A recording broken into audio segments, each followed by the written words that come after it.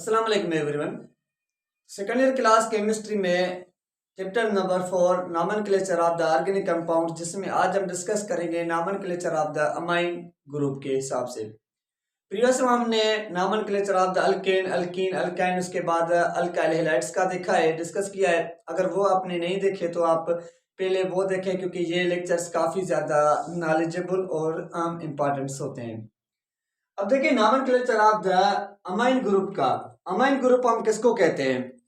अमीन होता क्या है? जब किसी भी अल्काइल ग्रुप के साथ NH2 जो होगा कनेक्टेड होगा, तो हम उस कंपाउंड्स को हम क्या कहते हैं कि अमाइन ऑर्गेनिक कंपाउंड्स कहते हैं। जैसे अल्कीन होता है, अल्कीन होता है, अल्काइन होता है, अल्काइल हैलाइड्स हमने पढ़ा, अल्कोहल पढ़ा। तो सेम जब किसी भी अल्काइल ग्रुप के साथ NH2 होगा तो हम उसको क्या कहते हैं? अमाइंस कहते हैं। अब इस अमाइन एक ऑर्गेनिक कंपाउंड्स होता है, जैसे हमने जो पढ़ी है कि जो प्रोटीन्स बनती हैं, जो हमारे पास अमाइनो एसिड्स होते हैं हमारे बॉडी में बनते हैं, वो अमाइनो एसिड्स आपस में कंबाइन होते हैं तो एक क्या बनता है कि प्रोटीन्स बन जाता है। तो अमाइनो एसिड्स काफी ज्यादा जो इंपॉर्टेंट टॉपिक होता है ऑर्गेनिक कंपाउंड्स के हिसाब से। देखिए इसके जो नेम दिए जाते हैं वो दो तरीके से दिए जाते हैं। एक होता है इसका कॉमन नेम, दूसरा होता है इसका आईयूपैक नेम। आईयूपैक नेम होता है।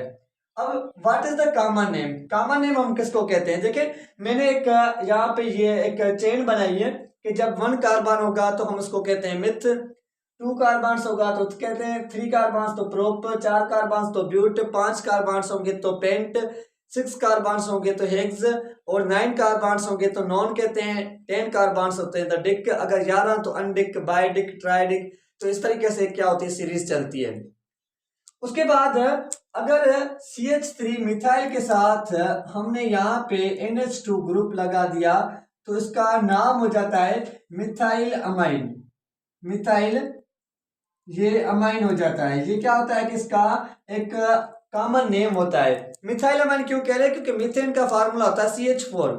अगर उसमें से एक हाइड्रोजन को भी माइनस करेंगे ना, वो कन्वर्ट हो जाता है अल्काइल फॉर्म में, तो ये मिथाइल क्या हो जाएगा, ग्रुप हो जाएगा। अब मिथाइल के साथ एक आपने NH2 लगा दिया तो ये क्या बन जाएगा, मिथाइल अमाइन बन जाएगा।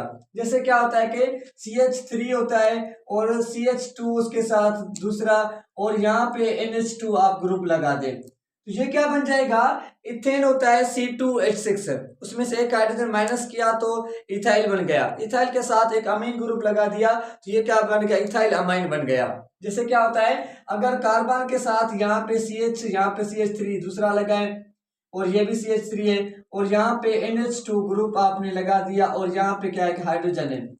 तो अब आपने एक पढ़ा था आइसो का, आइसोप्रोपाइल, नियोपेंटाइल, उसके बाद ये कॉन्सेप्ट हमने प्रीवियस में पढ़ा था। अब ये क्या है कि एक आइसोप्रोपाइल बन गया। अब आइसोप्रोपाइल तो है, लेकिन जब हमारे पास इस नाइट्रोजन के साथ जो कार्बन है, उस कार्बन के साथ दो दूसरे कार्बन होंगे तो उसको हम कहते हैं कि सेकेंडरी कहते हैं कंपाउंड्स। तो ये क्या बन गया, सेकेंडरी, ये propyl,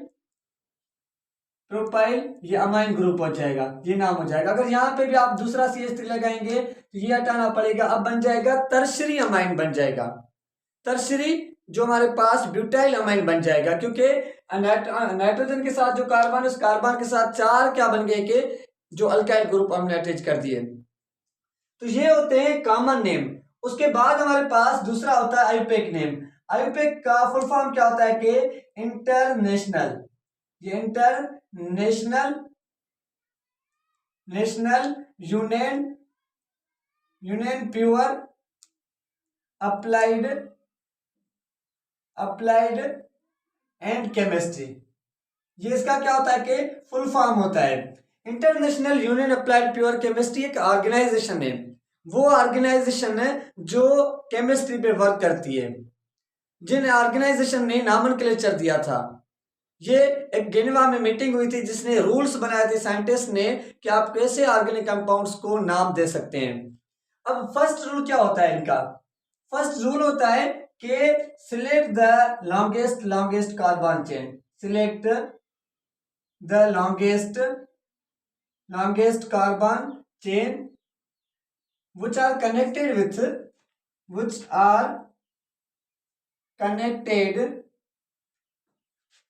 with direct amine group के साथ, अमाइन ग्रुप के साथ। रूल नंबर 1 कहता है, रूल नंबर 1 कहता है कि जब एक वो चेन आप सिलेक्ट करें, लॉन्गेस्ट चेन होने चाहिए जिसके साथ डायरेक्ट जो है वो CH3, ये CH2 हमने लगा दिया यहाँ पे, ये भी CH2 है, ये CH हो जाएगा, ये CH2 हो जाएगा, ये CH2 हो जाएगा, ये भी CH2 हो जाएगा, ये भी CH2 हो जाएगा, ये CH3 हो जाएगा।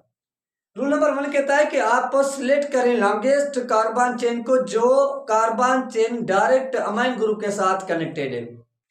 जैसे कि अब ये 1 2 3 4, लेकिन 1 2 3 4 5 6 7, मतलब कि ये चेन क्या करेंगे, हम सिलेक्ट करेंगे जिसमें सबसे ज्यादा नंबर ऑफ कार्बन एटम्स होंगे। रूल नंबर 2 कहता है कि number the longest carbon chain. Clear? Number आपको वहां से देना है जहां से नियर होगा क्या, फंक्शनल ग्रुप। फंक्शनल ग्रुप क्या होगा कि यहां से नियर होगा, वहां से आप क्या करेंगे, नंबरिंग देंगे। यहां जो प्रीफिक्स होगा वो करीब होगा, वहां से आप क्या करेंगे, नंबरिंग देंगे। प्रीफिक्स का मतलब होता है ब्रांच, कोई भी ब्रांच अगर जहां से करीब होगी वहां से आप क्या करेंगे, नंबर देंगे। रूल नंबर 3 कहता है राइट द नेम